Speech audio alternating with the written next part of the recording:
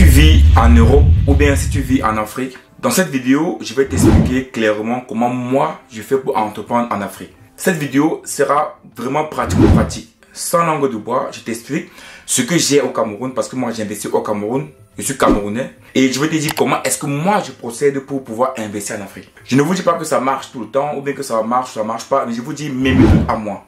Et pour l'instant, ça marche très bien. Donc, ce sont mes techniques que j'utilise. Et c'est vrai qu'on dit souvent que c'est pas bien de dire comment tu fais pour faire tes business en Afrique. Mais pour moi, c'est important pour moi de dire ici. Je vais aller directement au but du sujet. Moi, au Cameroun, j'investis précisément dans les shawarma et dans un point Orange Money.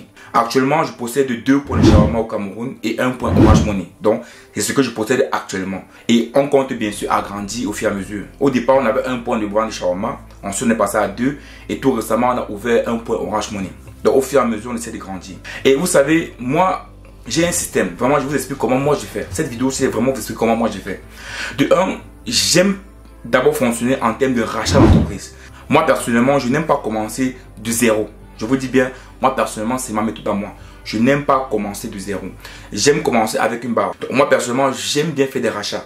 Donc du coup, mes 2 points de vente de shawarma que j'ai, c'est 2 points de vente que j'ai rachetés. Donc ce n'est pas des points de vente que j'ai créés, non. J'ai racheté et c'était des points de vente qui essaient depuis, je pense, 5 ans. Les points de vente avaient déjà des clients. Déjà, donc ici, il fallait juste fidéliser la clientèle, essayer de trouver de nouveaux clients. Et le point Orange Money, c'est... On a mis ça dans un point, pour ceux qui vivent au Cameroun, plus précisément à Douala, en Raphaël. C'est un coin où il y a beaucoup de passages. En plus, il y a une université, l'université de Douala, qui est juste en face du point. Et également, il y a plein de snack bars et des bars dans la zone. Du coup, il y a un flux massif de personnes qui viennent pour boire, pour étudier. Il y a des imprimeries, donc c'est un coin où il y a beaucoup de monde. Donc, le point Orange Money qu'on a ouvert là-bas marche très bien. Et on est parti sur une base au départ d'un capital de 2 millions de francs CFA, de 3 000 euros. Et aujourd'hui, on est presque au niveau de 15 000 euros de capital. Laissez-moi vous dire que dans ce type de business, quand le capital est énorme, vous gagnez aussi beaucoup d'argent. Et au fur et à mesure, on va grandir. Également, avant de venir en Europe, j'ai fait dans ce qu'on appelait l'achat des débardeurs en Chine que j'importais au Cameroun et que je revendais. Et je vais vous expliquer une chose. Moi, j'ai une stratégie marketing. Vraiment, c'est ce que moi, je fais. Moi, précisément, j'aime aller vers les clients. Moi, tous les jours, je me disais, Arthur, va au marché des femmes, va prospecter. Si sur 50 personnes, tu as juste 2 personnes qui t'acceptent, c'est déjà bien. Et je faisais cela tous les jours. Imaginez-vous, chaque jour je partais prospecter au marché des femmes, j'avais 2 personnes, 2 clients, 2 nouveaux clients. Le deuxième jour, 2 nouveaux clients, ainsi de suite. Et ça peut arriver qu'à la fin du mois, j'avais quasiment 100 clients. Et laissez-moi vous dire que la moitié des clients que je venais ou des personnes que je venais au départ et qui refusaient de comprendre ce que j'avais à dire, mais que voilà, les personnes qui ont accepté de prendre la marchandise chez moi et qui voyaient que tout le temps je venais livrer la marchandise, ces personnes en fait revenaient vers moi, me disent qu'est-ce que tu dis, que tu vends quoi, à quel prix, prends ma carte. Donc en fait vous comprenez que souvent des personnes qui sont réfractaires à vous au départ, parce que c'est pas tout le monde qui est réfractaire, il y a toujours des personnes qui acceptent de prendre votre marchandise, il y a des personnes qui veulent tester, et du coup ça quand ces personnes testent là et qui voient que ça marche bien avec vous et que tout le temps vous venez livrer cette personne, les personnes qui sont dans l'entour se disent ah, peut-être lui, peut-être il est intéressant, ou bien même si c'est pas les mêmes endroits, peut-être où vous livrez, mais que vous avez par exemple internet, ou vous par exemple vous publiez sur internet, ou bien sur vos statuts et que peut-être la personne voit sur internet que il livre à telle personne, automatiquement il commence à venir vers vous. Donc moi j'ai un système de marketing où je disais il faut toujours aller vers les gens. On a toujours des refus. Comme j'aime souvent dire, si tu déposes 100 CV, le plus important, c'est pas que les 100 personnes t'appellent. Tu as besoin d'une seule personne. C'est-à-dire, si une personne t'appelle sur son CV, tu as ton CDI, ça te suffit. Donc, vous voyez que c'est pareil avec les clients.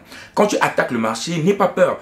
Il faut savoir que sur 50 personnes, tout le monde ne peut pas te refuser. Il y a toujours 1-2 personnes qui vont essayer de travailler avec toi. Et quand ces personnes verront que tu es une personne honnête, travailleuse, qui a des bons prix, je t'assure que les autres aux alentours reviendront vers toi. C'est comme ça le marché. Parce que en Afrique, il faut savoir une chose, c'est que ce qui compte, c'est le prix. Et là, je vais revenir vers vous. Moi, j'ai une technique aussi que j'utilise beaucoup en Afrique, c'est celui du prix cible. C'est-à-dire quoi? Moi, j'essaie de fixer mes prix au départ et maintenant, j'essaie de réduire mes coûts. Parce que pour moi, c'est le plus important. Parce qu'en Afrique, j'ai constaté une chose, c'est que le prix est très important. Il n'y a pas de client fidèle, non. Si ton prix est intéressant, c'est sûr que tu auras certains clients. Je parle beaucoup plus pour... Bien sûr, ça dépend maintenant de ton segment. Si tu cherches à avoir les bourgeois, les riches, c'est sûr que ton prix sera élevé. Mais si tu veux toucher la classe des pauvres, la classe moyenne, c'est important d'avoir un prix cible. Donc moi, personnellement, j'avais un prix cible et mon but était de réduire au maximum les coûts. Et dans toutes mes entreprises, je fonctionne toujours comme ça. Donc après le fait que je tue le rachat d'entreprise, je fais également ce qu'on appelle la réduction au maximum des coûts. Ce qui fait que sur le marché, je fais l'effort d'avoir toujours un prix très bas. Vraiment très bas. Si vous avez une chose à faire, les amis, je vous assure, réfléchissez toujours en termes de réduction des coûts, réduction des coûts, réduction des coûts. Et quand on dit réduction des coûts, c'est pas baisser les salaires de vos employés, non. Tout ce qui est comme coût, ça peut être le temps, ça peut être la marchandise, ça peut être les transports, ça peut être le téléphone, ça peut vraiment tout ce qui peut être comme coût. Essaie de vraiment réfléchir comment réduire ça pour t'assurer que ton prix sur le marché est intéressant. Et également, je veux dire une chose aussi à toute personne de la diaspora et même des gens qui sont en Afrique qui veulent investir. N'ayez pas peur de commencer très bas. Dans tout ce que je vous dis là, quand j'ai commencé à ouvrir mes points de shawarma, j'ai commencé par moi-même me former sur le shawarma. J'étais moi-même là, je partais moi-même vendre. Je vous dis, moi-même j'étais là, je coupais la viande comme ça de moi-même sur le marché. Pourtant, j'étais de la diaspora ou bien une personne qui vient de la diaspora. Parce que même les personnes étaient surpris que celui-ci vient de l'Europe, il arrive ici, il vient vendre la viande comme tout le monde. Ils étaient dépassés, ils ne comprenaient pas. N'ayez pas honte de faire ça. C'est vrai que moi, j'ai eu un père qui m'a éduqué un peu, vraiment à l'école de la vie. C'est-à-dire, je partais dans le bar de mon père depuis tout petit. Donc, bien que j'ai des diplômes à la Cato, même ici en Europe, je n'avais pas honte de commencer à partir du bas. Je n'avais pas honte de commencer comme ça. Et c'est ça le problème des gens. Les gens ont souvent honte. Tu ne peux pas commencer un business sans maîtriser comment ça marche. Et maîtriser comment ça marche, c'est d'aller travailler où on fait ce business. Tu ne peux pas créer une entreprise d'élevage. Tu ne peux pas faire une entreprise d'agriculture sans toutefois aller travailler dans un champ ou même dans un élevage. C'est pas possible. Et quand je dis travailler, c'est pas travailler un an, non. Même 2 semaines, même juste un mois. Tu prends un mois de ton temps, tu peux travailler dans un élevage. Tu vois comment ça marche. C'est vraiment, je pense que c'est l'une des erreurs fatales pour beaucoup d'entrepreneurs en Afrique.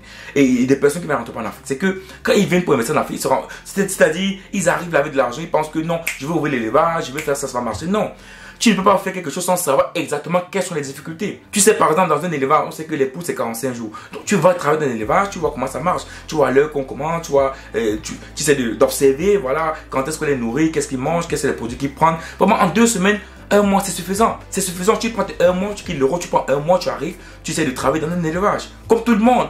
Où tu te lèves à la même heure que tout le monde, tu prends même heure. Vraiment, tu essaies de t'intégrer au maximum. Je te dis, si tu veux faire un projet et que tu refuses de le faire, tu n'arriveras jamais. Tu ne vas jamais arriver. Et c'est ce que beaucoup de personnes de la diaspora ratent en Afrique. Moi, je le fais toujours dans tout ce que je fais. Et même mon club business que je suis en train de faire, c'est pareil.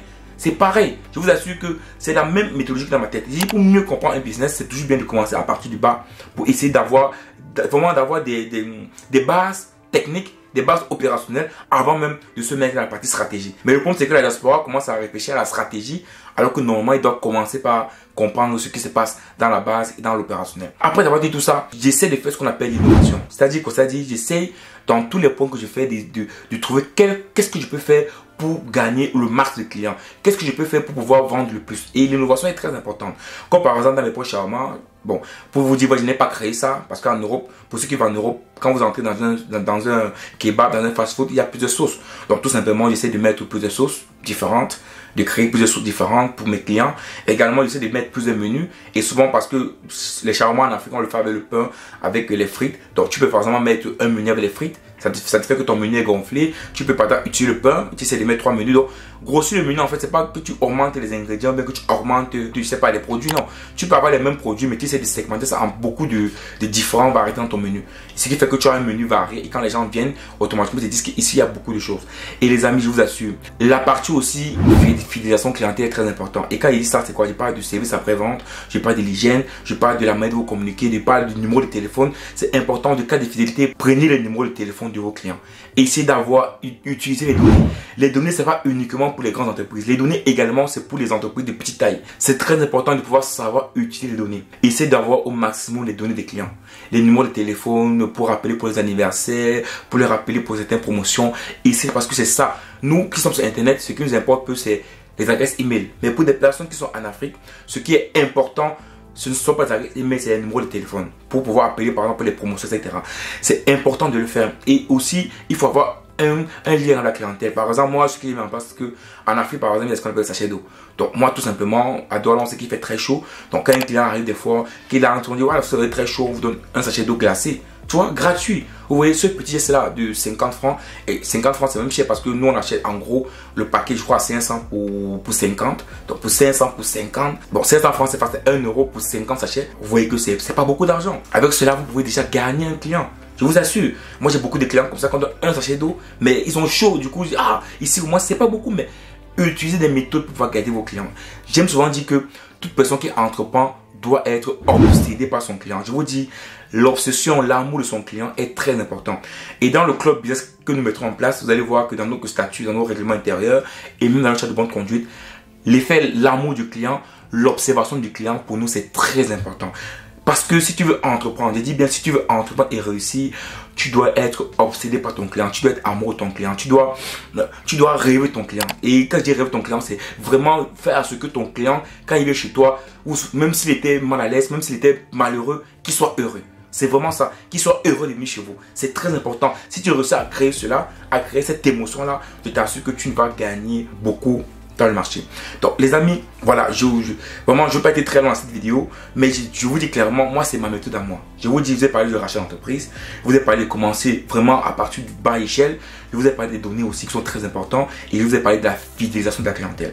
Ces 4 points-là, c'est très important quand tu es entrepreneur et comme j'ai souvent dit, aucun business n'est nul, aucun business n'est faible. Ça dépend de l'entrepreneur, ça dépend comment l'entrepreneur se positionne.